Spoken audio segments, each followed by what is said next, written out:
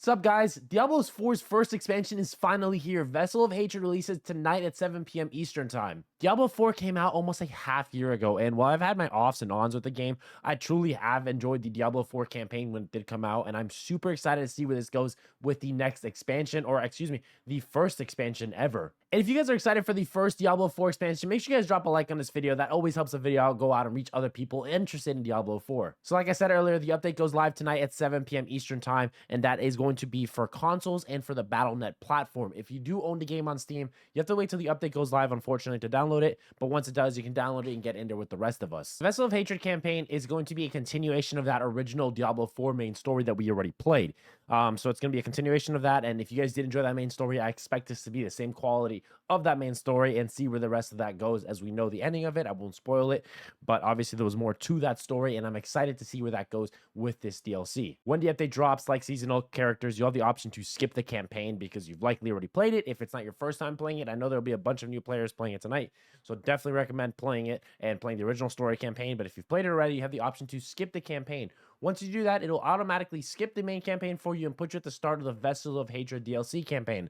So that's what I'm going to be doing once I start my seasonal character. Obviously, just go ahead and skip the main campaign and start at where the DLC starts, which is what I'm going to recommend for most players that have already played the campaign, unless you really, really want to go back and freshen up your memory of how that campaign played out. So what's interesting is there's actually a lot of base content that's coming that's not tied behind a DLC expansion. Obviously, there's a lot of juicy stuff tied behind that, but some changes to the game, the way it works and mechanics, stuff like that, obviously aren't going to be tied to DLC. And some of those changes that have came with it are things like they were changing the level cap on the game. So before it was at 100, now they're changing it down to 60, which is going to be a completely overhaul of the leveling process we have now. Kind of saw this with World of Warcraft. They did the same thing. I don't know if this is trying to just like change up the way the items are working and the leveling is working. We'll see how that plays out tonight. But it's gonna be interesting to see that. If your character was above level 51 before this update went live, you'll go reverted back to level 50, and you'll have to grind those 10 levels to get to that max level. So that's the new level cap. Level 60 is the brand new level cap for the game when the update goes live. That's gonna be for all players. That's not gonna just be for people that have purchased the expansion.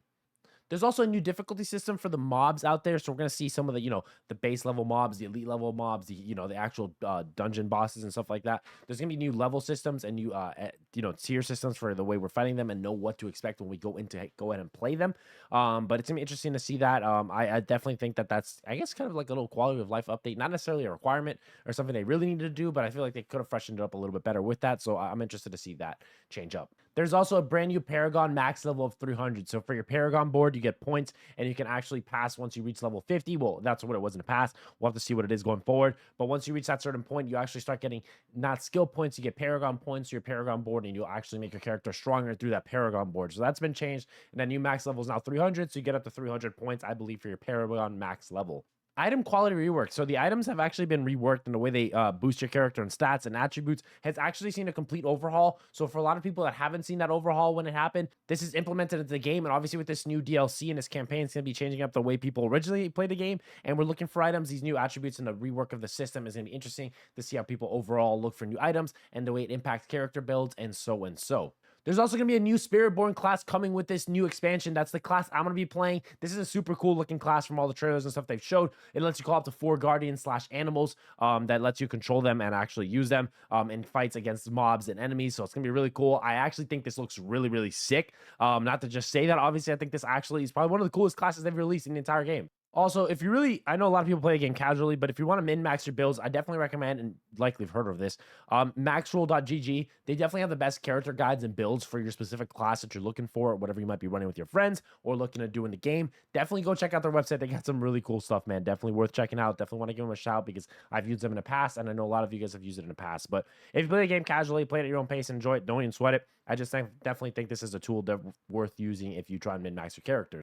Also, when the game launches in the item shop, there's some, I think, 3 free items to go in and claim those. So make sure you don't miss out on that opportunity. I know they don't really advertise it that well sometimes, or sometimes you might just, all the bloat and stuff like that, it might slip through. But go ahead and claim all that stuff. That's free in the item shop. So that's nice for you guys. Some cool looking skins, I think, from that. I am just super excited, man. Like this expansion has me excited for the release tonight. Like I haven't been so excited for D4 since the game really came out. Like when the game came out, I was absolutely in love with it. I couldn't get enough of it. And I'm sure like you guys have been waiting for this expansion for a while. Not really seasonal content. There is a new season dropping with this, but this is much more than that. This has a lot more juicy stuff to it. More DLC, more bosses, more characters. It's just so much good stuff coming with it, man. I'm so excited for this.